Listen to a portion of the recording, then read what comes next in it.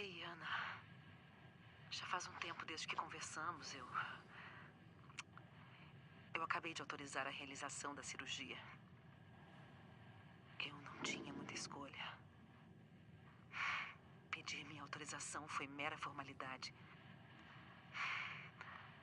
Quero que você saiba que eu mantive minha promessa todos esses anos. Apesar das minhas responsabilidades, eu cuidei dela. Eu teria feito qualquer coisa por ela. E às vezes...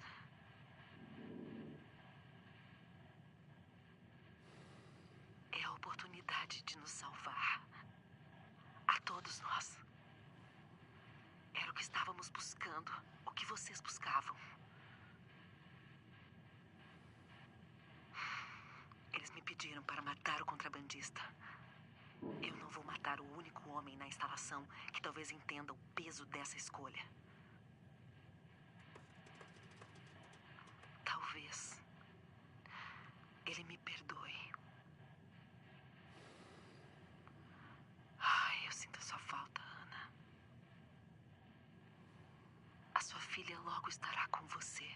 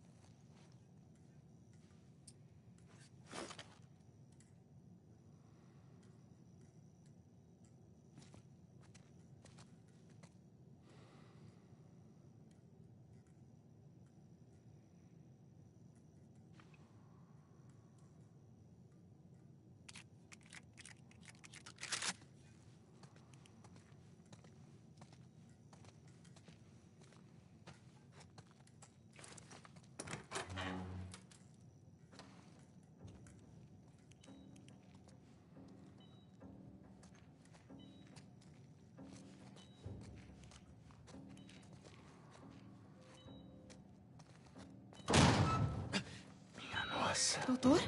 O que você está fazendo aqui?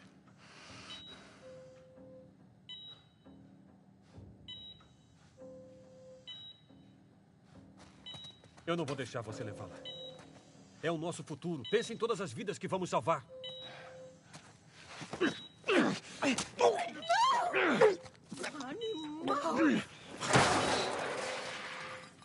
Gary, cala a boca!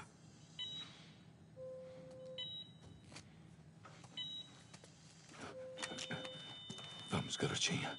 Eu cuido disso. Eu cuido disso.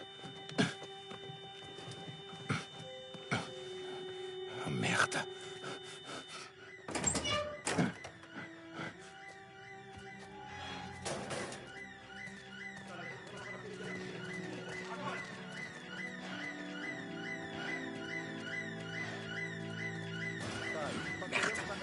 Daqui! Vou tirar você daqui, garota.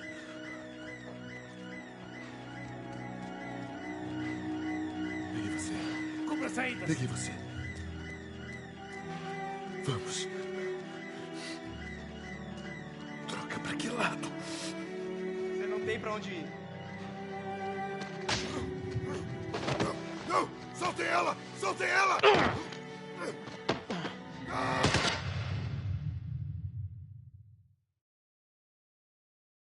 Vamos.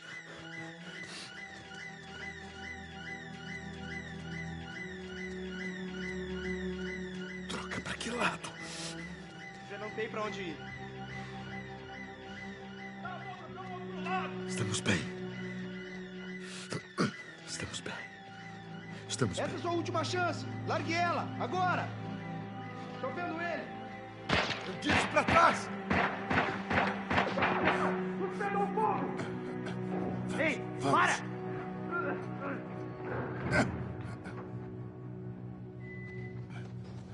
Meu Deus.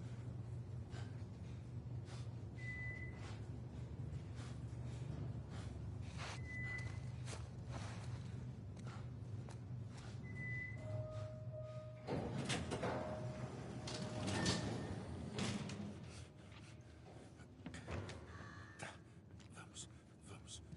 Não pode salvá-la. Mesmo que tire ela de lá. E depois? Quanto tempo até ela ser despedaçada por um bando de instaladores? Isso se não for estuprada e assassinada antes. A decisão não é sua.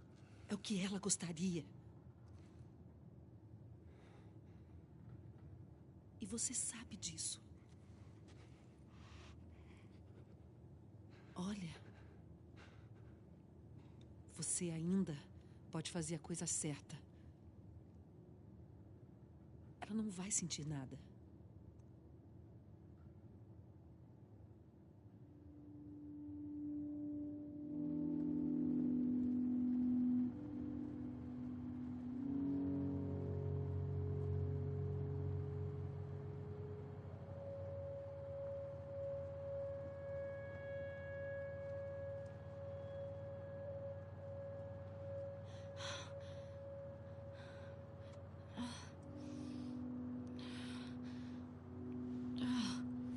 Que porra é essa que eu tô usando? Vai com calma. O efeito das drogas está passando. O que aconteceu?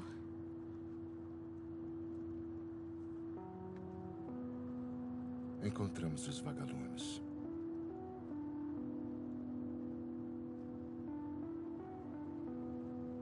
Na verdade, tem vários outros que nem você, Ellie. Pessoas que são imunes, dezenas, na verdade. Também não fizeram nada de bom. Na verdade, eles pararam de procurar uma cura.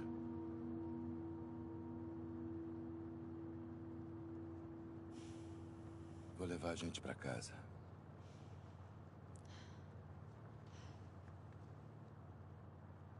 Me desculpe.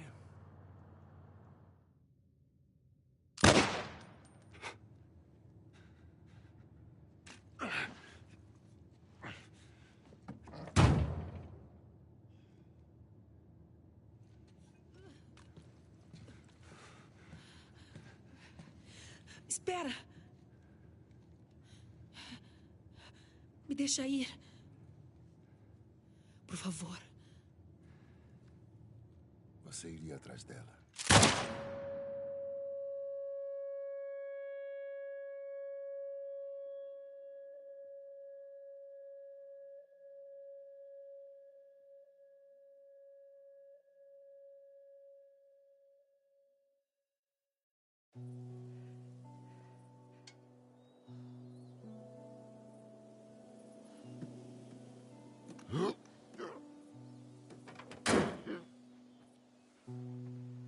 Bom.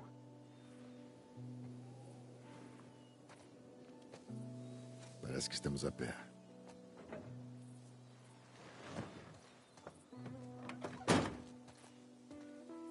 Deve ser um tiro direto daqui. Tá bom. É bem bonito, não é? É.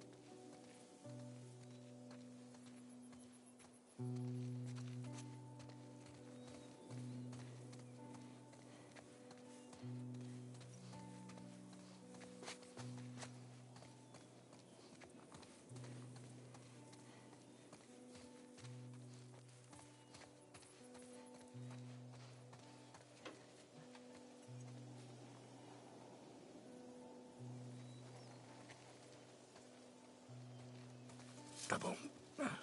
Cuidado com a cabeça quando passar. Pronto. Consegui. Sinto a minha idade agora.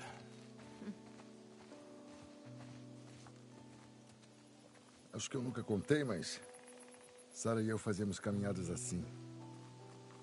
Ela era boa, eu corria para acompanhá-la. Acho que vocês duas teriam sido boas amigas. Acho que gostaria dela. Ela gostaria de você. Sim.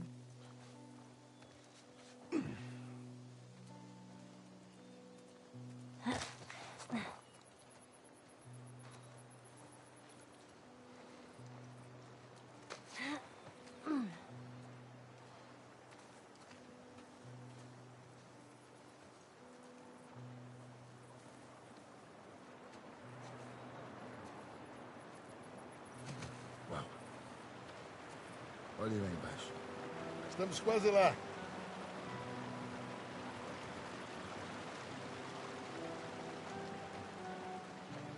Já não está muito longe.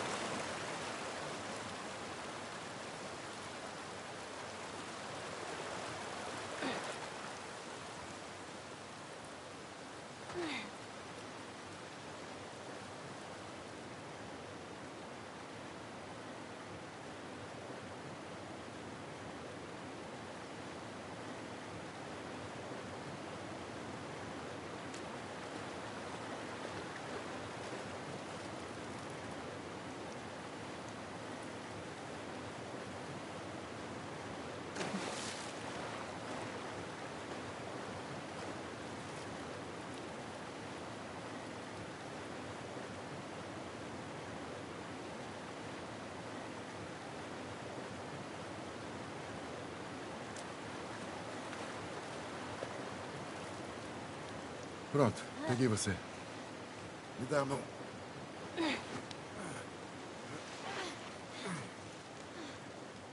Tá, vem. Peraí.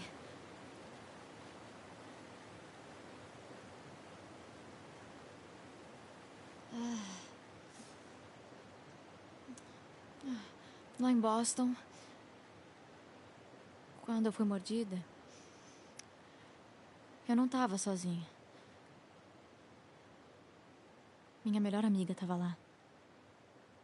E foi mordida também. Não sabíamos o que fazer. Daí, ela disse: vamos esperar acabar. Na real, podemos ser poéticas e enlouquecer juntas. Ainda tô esperando a minha vez. Ellie. O nome dela era Riley e ela foi a primeira a morrer. E depois foi a Tess. E depois o Sam. Nada disso foi culpa sua. Não, você não entende. Eu tive que lutar muito para sobreviver. E você... Haja o que houver. Você está sempre lutando por alguma coisa. Eu sei que não é o que você quer ouvir agora, Promete mas pra mim. Promete pra mim que tudo que você disse sobre os vagalumes é verdade. Eu juro.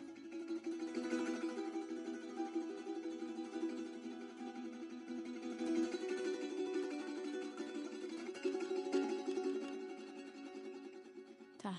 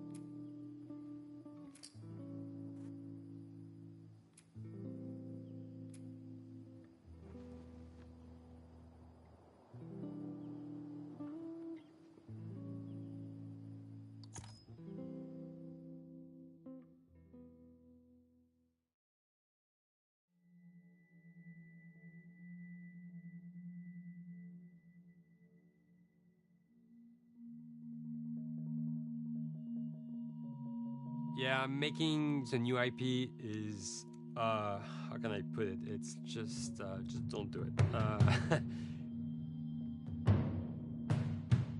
It's insane. I mean, it's a very difficult process. You have more questions than you have answers, especially when you come from like you've been making Uncharted 1 and Uncharted 2, just kind of like now like things are going, you just kind of like good momentum, and then suddenly that momentum like just drops, it stops.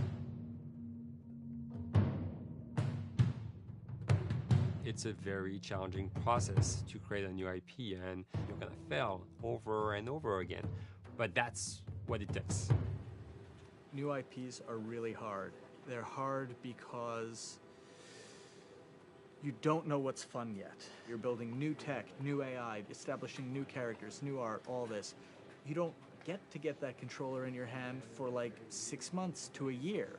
You don't know what it is yet. I remember like ages ago coming on the project and what are the Infected gonna do? Like, what are they gonna do? They're gonna behave like this. I'm like, okay, we're like trying to imagine what's gonna happen. Fast forward like 4 months, they don't do that at all because it didn't work, right? It's hard mode, right? Like, it's game development on expert. There's a big thing about making a game, right? Which is a game has to be fun.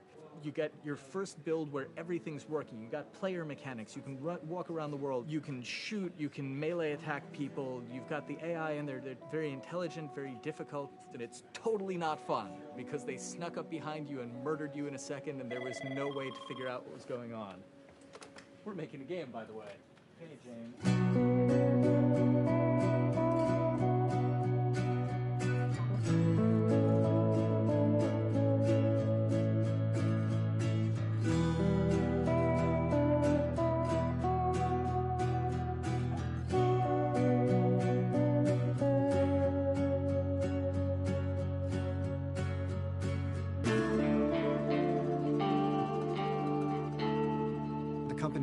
Quite a bit since I started. I think I was the 12th employee or something back when we got started, but we've tried to stay true to those smaller studio roots. I've been here for 16 years. There's just no reason to leave. I just like the environment here. It's very non-corporate. I think the way we work on Naughty Dog is kind of special because we don't really like hierarchy or bureaucracy, and no one is really just a manager here. Naughty Dog has a very flat structure. We pretty much all report to the co-presidents and the game directors. I always tell people when we hire them, just like, my job is going to be able to trust you, and that's what I want. I want just to give you something and you go with it, and I know it's going to get done. We believe in iteration, we believe in collaboration, and we believe in the people making the game working directly with each other.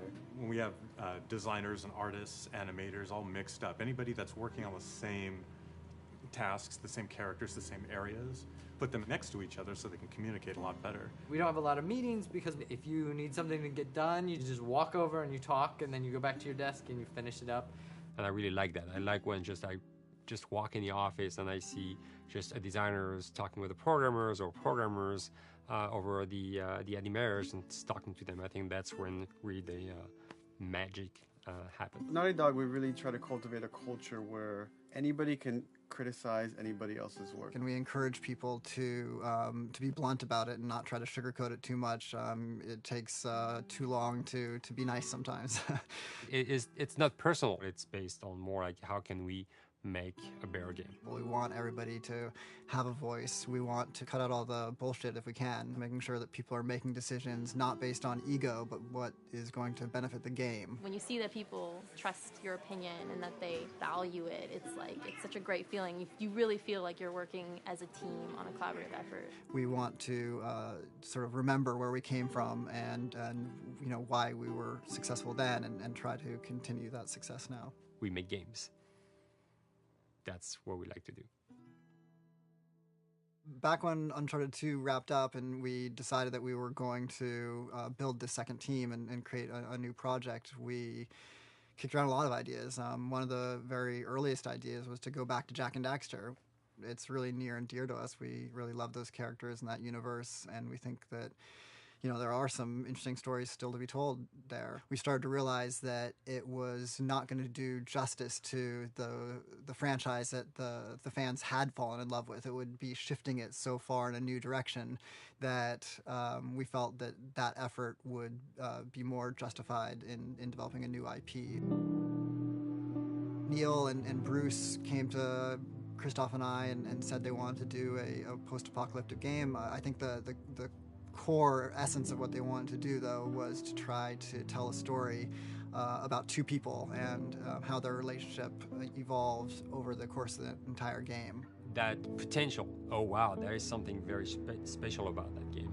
This is going to be polished. Like, you're not sure if it's going to work or not, and you have doubts. And like, should we be doing a game like that? Should we be doing a first-person shooter? Whatever. Like, you ask yourselves all those questions. And the creative director and the game director are the core of the team that have to really see eye to eye. That's why you have that balance between like Bruce and Neil, and Neil's gonna try to push just the story and the characters, and Bruce is going to try to push that with just the gameplay as well. And so it's kind of like those guys are just trying always to find the right balance between the two. It's a very delicate process. We feel that the interactive medium has an untapped potential to touch the feelings of the player. You have that connectivity, the fact that I'm actually in the world and participating in what's happening on the screen in front of me gives us some sort of advantage to make you feel connected with what's actually happening. At Naughty Dog, that's what we're trying to do, is pair story and gameplay together. If we can make you feel like you're actually with these characters on that journey, and you're invested in those stories and those characters, then you're feeling, in theory, the same thing that they're feeling. As the story evolved and took different shapes and different forms, the thing that was always there was Joel and Ellie. And because of that, everything kind of grew out of that relationship.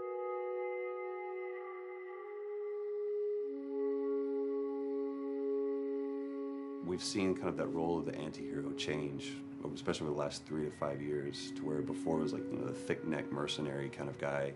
For this game specifically, for this story, we needed something new.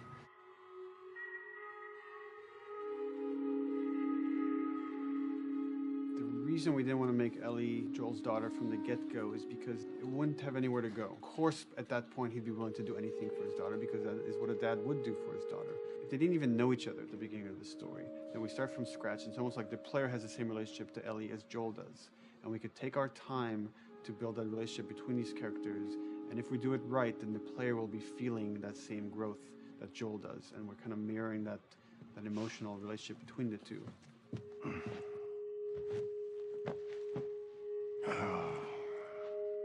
What are you doing? Killing time. Well, what am I supposed to do? I am sure you will figure that out.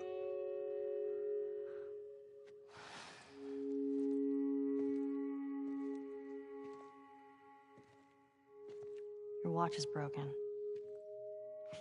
It's exciting that Neil wrote something like this, where he's like, I don't want to make the stereotypical characters. I want to make real people in this crazy situation and these forced to make decisions that are really tough. Like, what would we be like in those situations?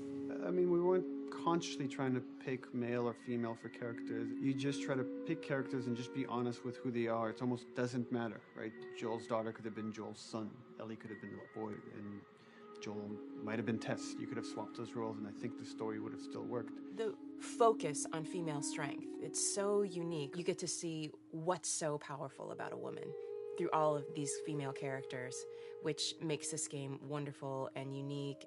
There's a crew of Fireflies that'll meet you at the Capitol building. That's not exactly close. You're capable. You hand her off, come back, the weapons are yours. Double what Robert sold me. Speaking of which, where are they? Back in our camp. We're not smuggling shit until I see them. I want Joel to watch over her. Whoa, I don't think that's the best Ellie. idea. Him? How do you know them? I do think having a strong female character, especially like Ellie, is so rare in video games. And as a gamer, and more specifically a female gamer, it's frustrating to me because I'll see sort of the stereotypical female character where she's amazingly beautiful and huge boobs, and she's there to be either the love interest or just because they're like, well, we need to throw a chick in here. We've seen the strong woman or we've seen the weak woman. We haven't necessarily seen the empowered woman from this kind of standpoint. And there's that beautiful scene where Joel finds her inside the house and she's reading through this girl's journal going, is this really what they used to worry about? What shirt do I wear and what boy am I gonna go out with? You know, and to be met with those first world problems that we deal with every day and go, how trivial is all of this? I think it's gonna resonate a lot, not just with, you know, a female audience, but with a male audience as well. The thing that was intriguing to me after the fact is knowing that we're kind of creating a female action hero in a way, and this is her origin story with Ellie.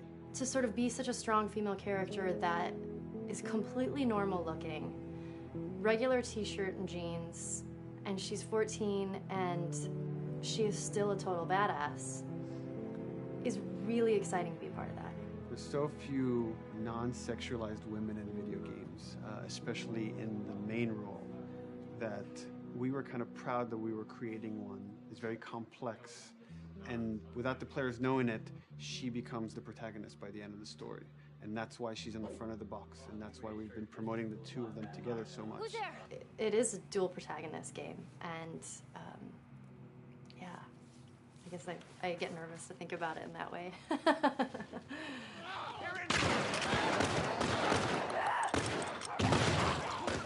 We couldn't talk about it. In fact, in interviews we've been lying about it, saying you never play as Ellie because it was so important for that to be a surprise. Sorry, journalists. Here we go.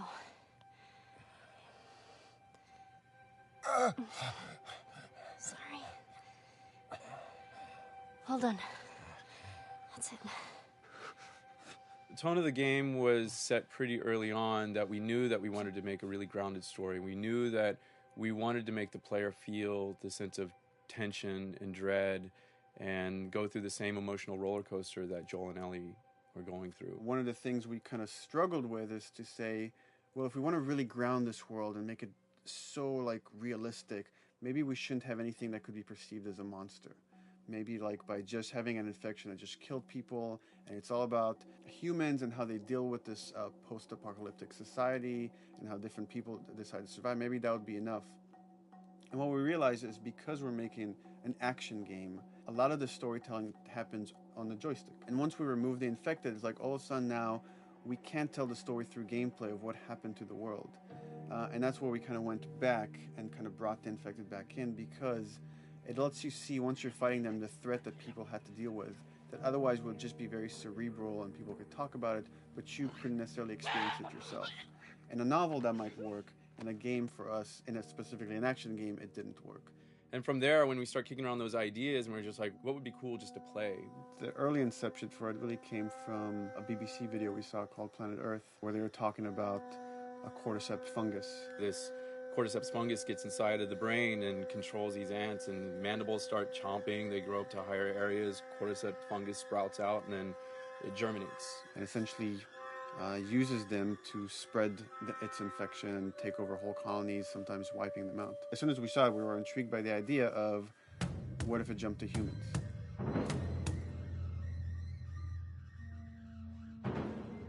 So what would happen? How would people react? What would happen to society? As we're trying to develop the look of the infected, we went through so many different iterations, some that looked really alien and subhuman, some that looked just essentially like zombies, and we couldn't find like an original place for them. But one of our artists just did this kind of photo mashup where he took a bunch of images of diseases or images of fungal overgrowth, and he kind of mashed it all together and he threw it on this person. It was a very iterative process, making sure that the fungus felt properly integrated, like it was part of the body, growing out of the body. And not just fungus growing in the head, but it's tearing the face apart, cleft down the middle, this gaping maw of a mouth with the crooked teeth. And it's in great agony as its humanity and its brain is still somewhat functioning. Maybe you still have some human cognitive abilities or thought process back here. This isn't some decaying corpse on the ground. This is a living thing that's going to be coming after you in the world. The fungus is always the focal point. So you can see from a distance, oh, this guy's infected. I can tell straight away. In fungus, they have these beautiful saturated colors, and we really like that conscious of this something so horrific that it's going to like stop at nothing. It's relentless force of death, and yet elements of it are beautiful. It's not just about gore. It's not just about everything about it being scary, because to us it's actually scarier when things on it are somewhat benign or somewhat beautiful. It was evident that we were onto something that was quite a bit different and something that we hadn't really seen before, which was eerily human but very disturbing. And it seemed so creepy and so unique that right away we gravitated towards it, and it's like, this is our base infected. Everything should kind of come out of this look.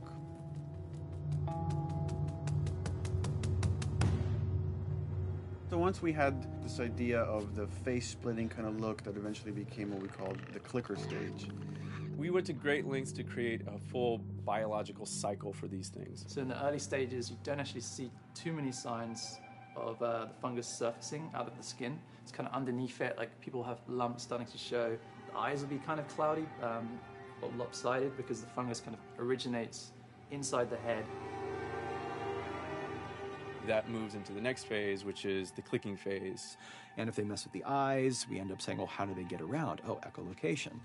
And they use a form of echolocation to track down their enemies. Just like bats, or even some blind people can see by making a clicking sound, a sound that on its own wouldn't be very scary. And then to associate it with something that people in this world are very fearful of, so that as you're exploring an environment, all of a sudden you hear this click, and you're seeing everybody just get frightened, just everybody duck, everybody hushes. Great.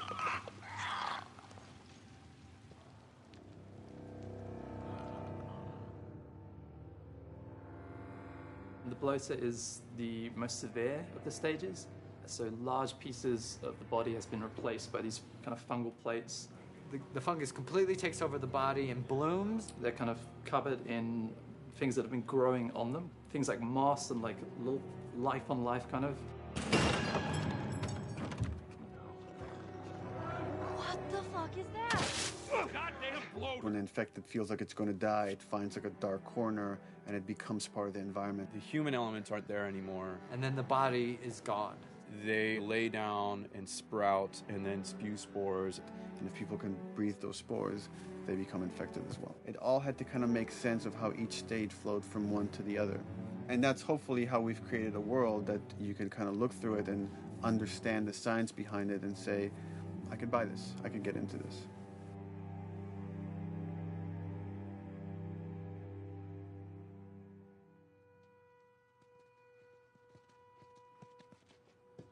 Mandatory evacuation.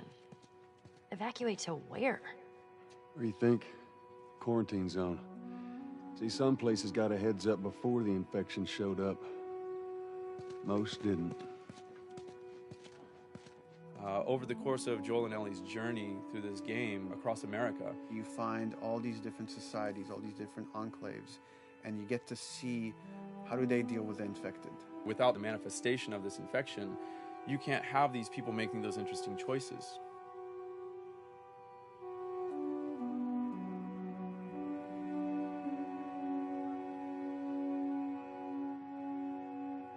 The world we decided was actually its own character, really grounded with a lot of texture. What happens, after 20 years of the fall of man, when no one's taking care of anything? This book called The World Without Us describes in detail how much fighting on a day-to-day basis we have to do to keep nature back. And once you stop doing that, how quickly nature can reclaim that. As they talk about New York, and how every day they pump water out of the subway system. That system breaks down. Within 2 days, a whole city is flooded. And once water gets introduced, then structures collapse pretty quickly. Trees will sprout, and wind will carry those seeds over, and gutters get clogged, and then when it rains, water fills up, and then pretty soon you have vegetation growing over there, and once you have vegetation, concrete breaks pretty easily for when there's a tree and roots breaking through that. Even some of the stuff we did on Uncharted, exploration of how temples were ruined, what if you took those ideas and put them in Pittsburgh or Boston? And obviously right when that happened, you can imagine that being pretty terrible to look at. But you think about 20 years later, and with rainwater filling up those sinkholes and then those becoming like little marshes with lily pads in them. We had this wonderful piece of concept art we developed really early on, and there are all of these wild animals that have escaped from a zoo and over the past 20 years have bred, and now they have herds roaming these cities. And that's something that tells you that life goes on, and this world is worth saving.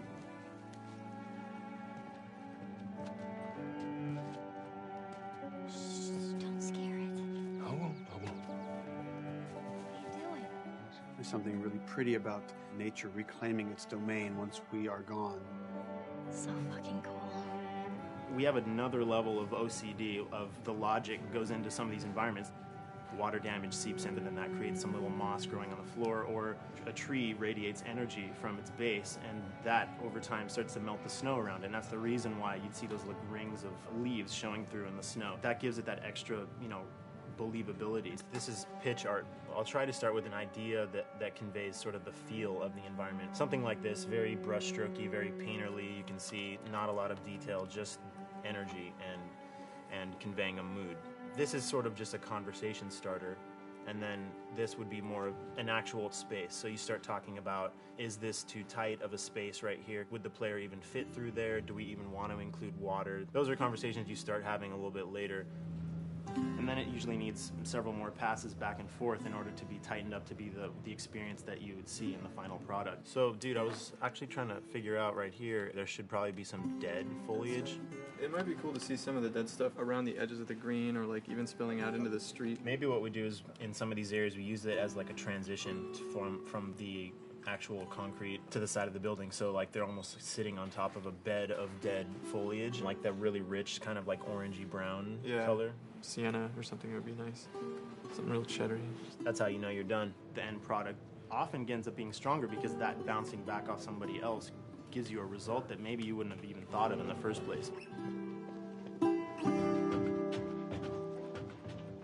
All right, here's the bridge. That's our way out of here.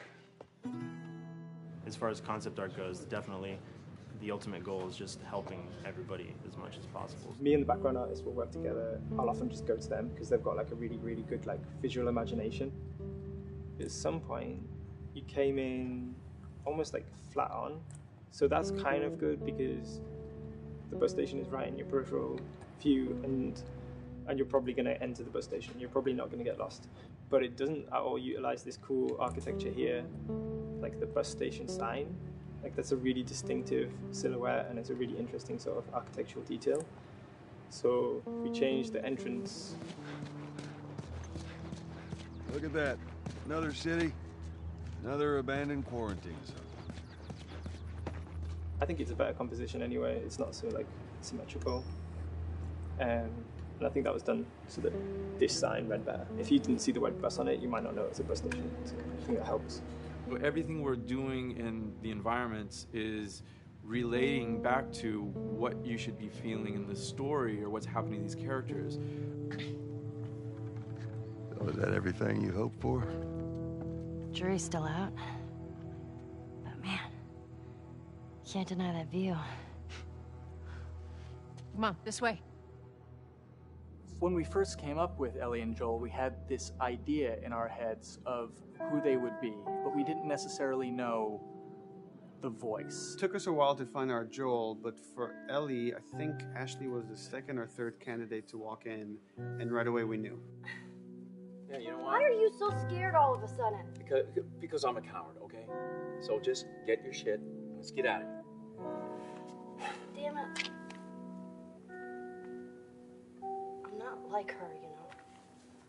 What? You think I'm gonna end up like your daughter?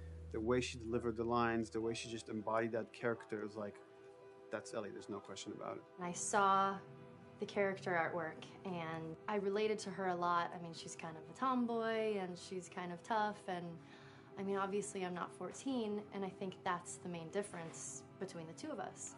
I read the scenes and I was like, I need to play this part. You want to be my hero? Forget the whole bit about saving my life. Buy me a stack of these bad boys instead. Where'd you get that? Back at Bill's. I mean, all this stuff was just lying around.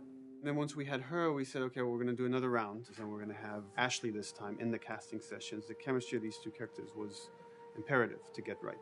Troy was a really interesting casting for Joel, because when you see Troy, he doesn't look like Joel at all. You know, he's so handsome and he had like, you know, the frosty hair and totally looked like Final Fantasy. And so I'm like, yeah, I don't know. He's like this tall, pretty. It didn't seem right. I walked into the room fully aware that I was the youngest person that they were seeing for this role. There was a line that was in the audition side that says that Joel has few moral lines left to cross. And so that became the anchor point to the character. But then as soon as he spoke and he had the grit in his voice, warm, yet kind of dangerous. And his movement is just like you bought into it. Why are you so scared all of a sudden? Because I'm a big coward, okay? Now pack up your shit and let's go. God damn it. I'm not her, you know. What? You think I'm gonna end up like your daughter? Lily, you are treading on some very thin ice right now. It was Ellie and Joel. After he read, it was just like that was it. I've done some video games in the past, but to be handed the mantle of a franchise like this was a pretty big honor. Is she alive? She's alive. She's David's newest pet. Ah! Where? In the town. She's in the town. You mark it on the map. It better be the same exact spot your buddy points to. Neil pulled me aside one day, and he said, I have some ideas. And as you're well aware, Neil is a little twisted. He came up with this character, and, you know, I just jumped at it. It was such a departure from everything I've done here for Naughty Dog, to say the least. Name's David.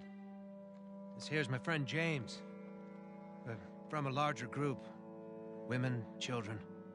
They're all very, very hungry. To be able to put on a voice that, you know, hopefully a lot of people won't know, won't notice that it's even me. Because we didn't want it to be Drake.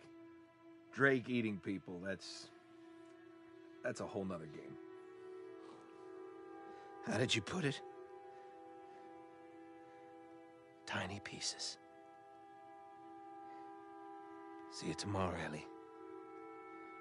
You know, certain voices that I can do wouldn't fit the David's artwork, but he showed me the art, and I said maybe it's something like this, where everything's, you know, it's very quiet. And just, you know, he's not really sure, and the voice can break a little. And he just looked and goes, yeah, that's it.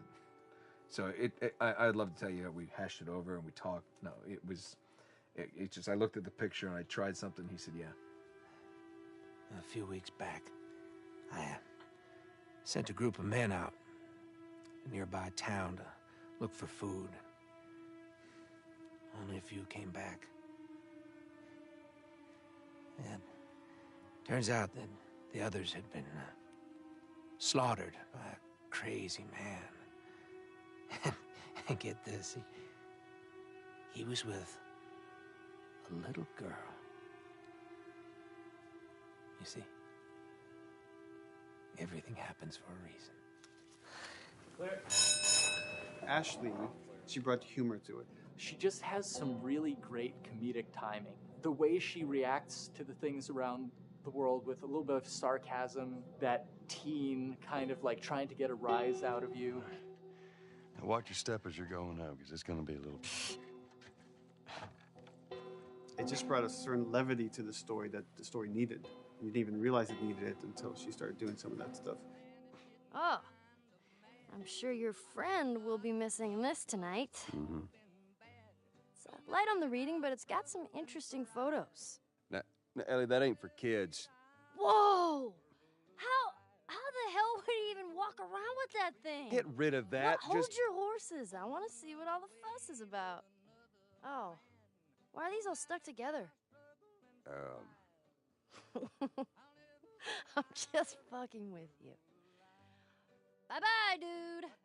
Throughout the course of shooting over these past couple of years, Ellie and I have kind of morphed into each other, which I know sounds so cheesy.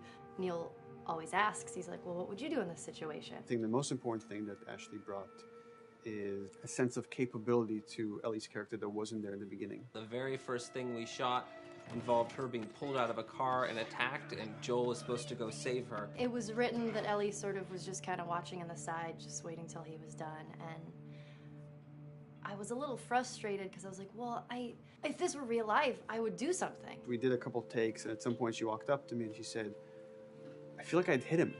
So we added in a part, like, right there off the bat, she's not just this damsel in distress. Right there, she wanted to fight back from her very first day of shooting. We didn't have it right initially. She needs to be more capable than initially we thought she would be, and actually that made us go back and rethink combat and rethink a lot of the areas in the game, and now she was going to take a much more active part.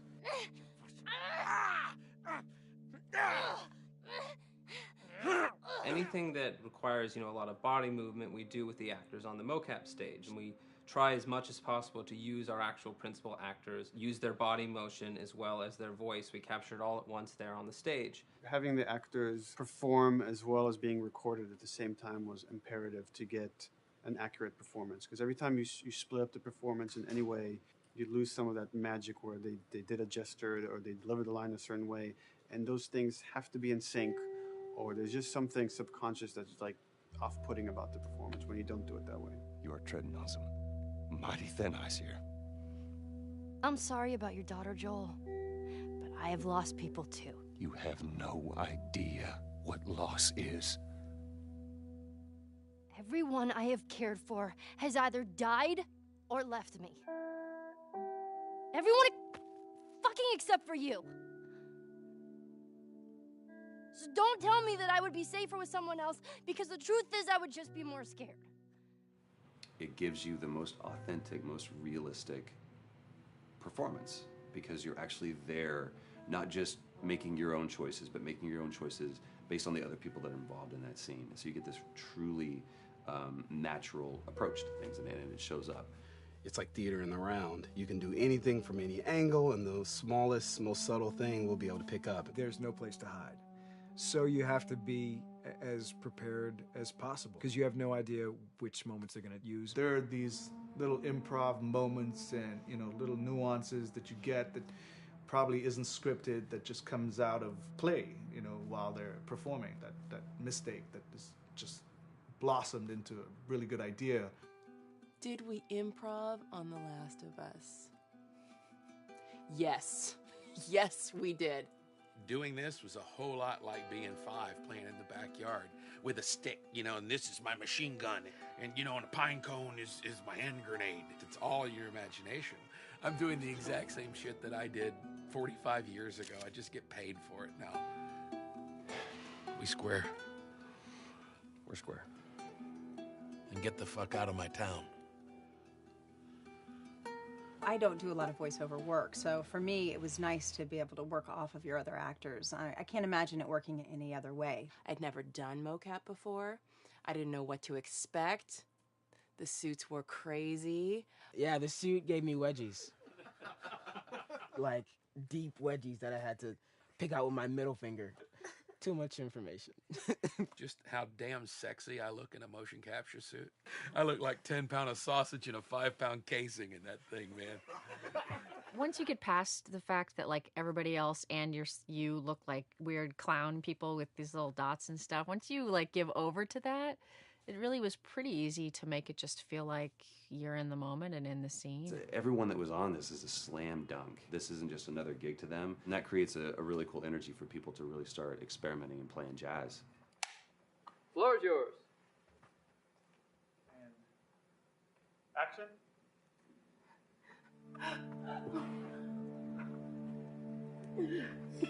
Hey! Oh, let her go. Don't worry, this is fixable. But I can't come with you. Well, then I'm staying. Ellie, I want Joel to watch over her. Oh, no. Bullshit, I'm Ellie! with him. I could just take her to the North Tunnel and wait for me there. Jesus Christ. Just cargo, Joel. How do you know them? You know, we craft the scene out until it has a good feel, and then we pass it off to animation to clean it up. Real life motions don't necessarily always translate into gameplay. There's something that's usually missing, so we have to, maybe enhance the gesture or enhance the shoulder movements or a breath that you want to be able to feel, but you don't really see it, so you can't really feel it unless you see it. Is everything all right? Yeah, everything's fine. I could have him lean in here a little bit more, like this, take his hand down. When they're on stage, they don't necessarily have windows, so that weight of like really pushing and leaning in, that's something that we would have to accentuate. Give him a little bit more weight on that turn or put his head down a little bit more. There's a lot of dialogue that gets said between the two characters. We have to bring that alive through animation, and we have what we're using as gestures. Why would they mow down all these people? Can't let everyone in. If you turned off the sound, you'd know that they were talking to each other. And that really helps accentuate the relationship that the two have together. We have certain animations that play in the beginning of the game on Ellie. She's traveling with Joel, who she doesn't really know. There's a lot of gestures to make her look nervous, just her overall stance. Later on in the game, they develop a relationship through the animation, not just the dialogue. You can see that she's more comfortable around him. If that reads well with the player, then, we're doing our job.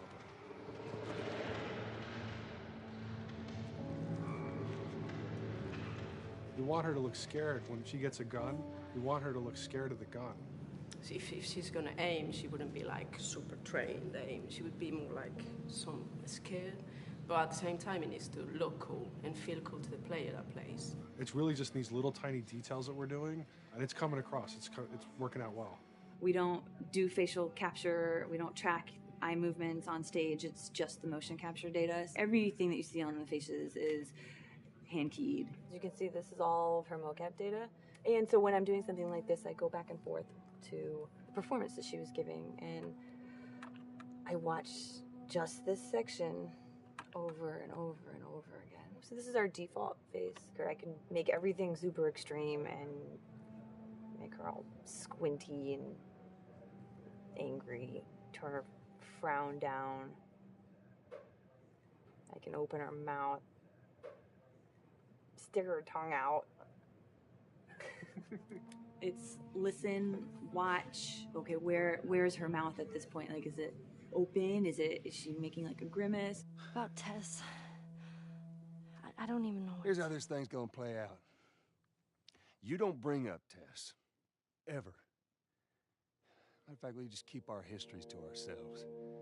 We shoot all of it to just get the body motion, and then we'll do a second pass with the cameras. The scene's playing back on an overhead projector, but it's also playing back on a monitor that's attached to my rig. Sean and I would go to the stage and motion capture the camera, filming the scene, and so he would get a whole wide shot, a whole close-up for the whole scene. You can change your lenses, you can use your standard 35, 85, 50s, whatever, all that sort of live action camera cinematography, you can apply it on stage.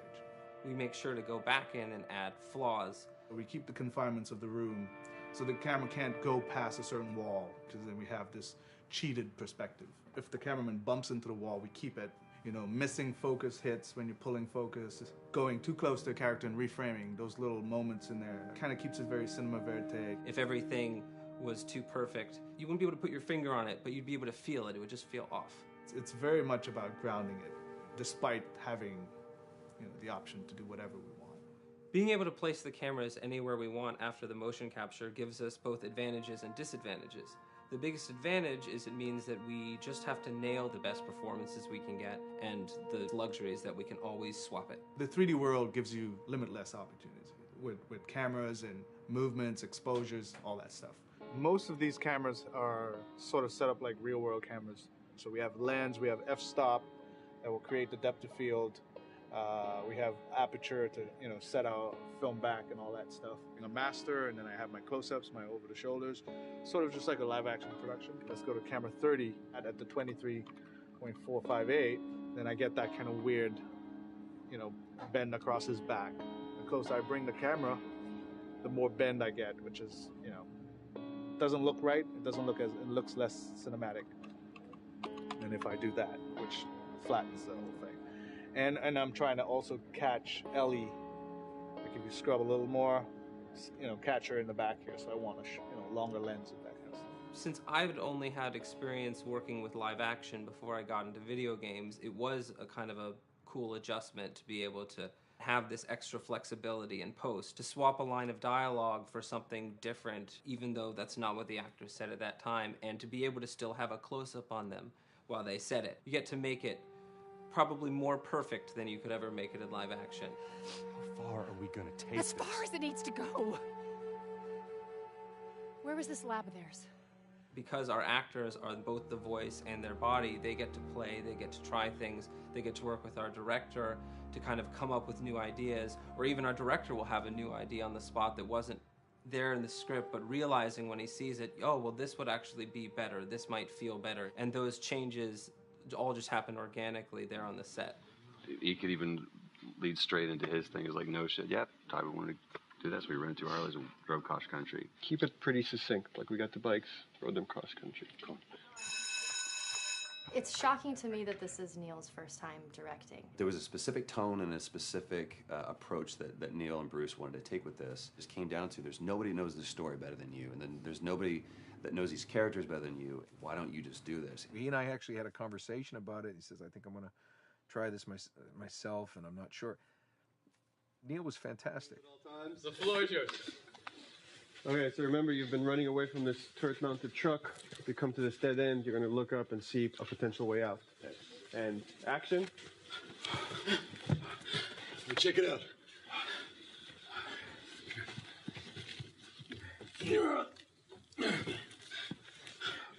I mean, his writing is honest, and it's dangerous, and it's natural. And I love his economy of words. He doesn't hit everything on the nose, so it leaves it open for you to interpret and bring some nuances and things like that. The entire process is collaborative, but really it's led by Neil's willingness to change and flow and decide something doesn't work, fix it right there in the moment.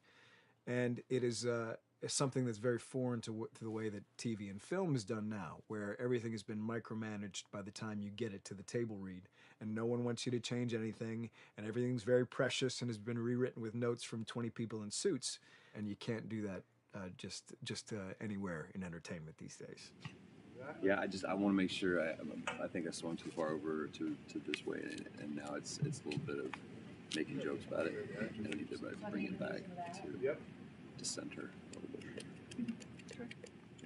There's one scene in the game where we see Joel not as a ruthless survivor, but as a father. I knew from the very beginning that he was going to lose his daughter, and I just told Neil, it's like, when that day comes for us to shoot that, I need a heads up. About a week before, he said, it's time. We're going to do that scene. I was like, okay. Because I knew that I was going to have to go to this place that you don't really want to go to as an actor. You want to find some aspect of reality that you can empathetically draw from, Troy and I were both kind of just like walking around for a while and just kind of getting into the zone. And well, my grandpa died when I was 8. He was like my dad, and so that's always what I use to get into that place. You know, I started recalling all those memories and starting pulling up all those feelings, and they're just right underneath the surface. And when I walked back in, everyone realized that something was different. They kind of like calmed down, you know. You could feel the energy just like drop a little bit more. It was brutal. I lose my shit. I mean, just completely break down. Don't do this, please, God, no. Oh, God, no.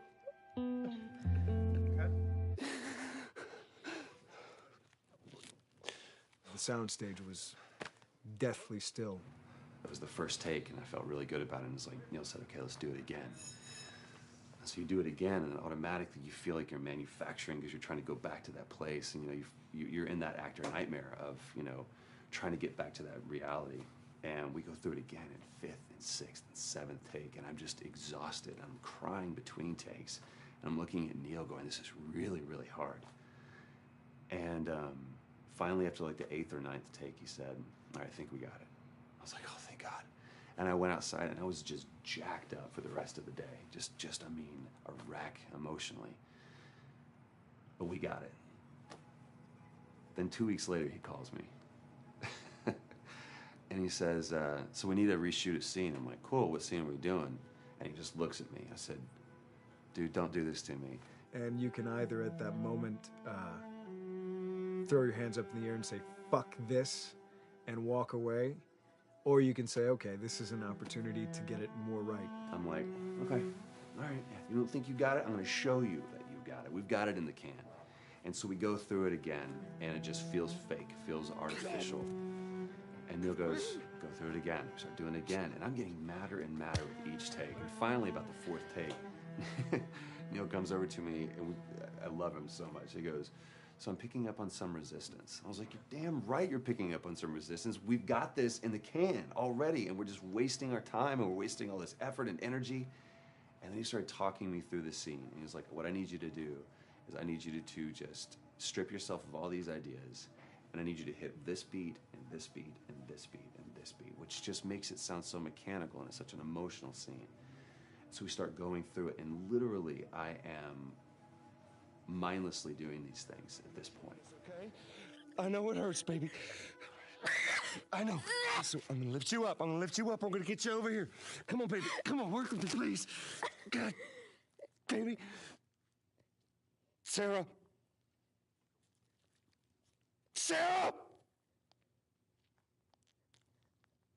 Don't do this to me, baby. Don't do this to me, baby. Come on. And he stops, he goes, now we got it. And I realized that the reason why I wanted that first take to work was because I wanted everyone to look at me and go, wow, what an actor. And that's not what the scene needed. Those moments where you just have to sort of calm your ego down and just go back and do your work. That scene actually works, not because of me, but in spite of me. And that really is the marker and definition of working with a truly good director. There are many like it, but this one is yours. Why don't you have a seat?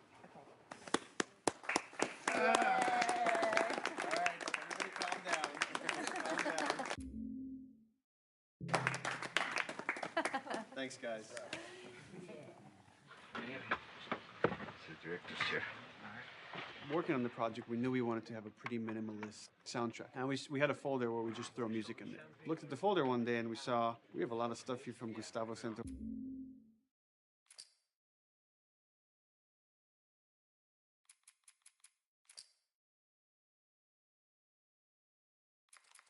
We're looking for a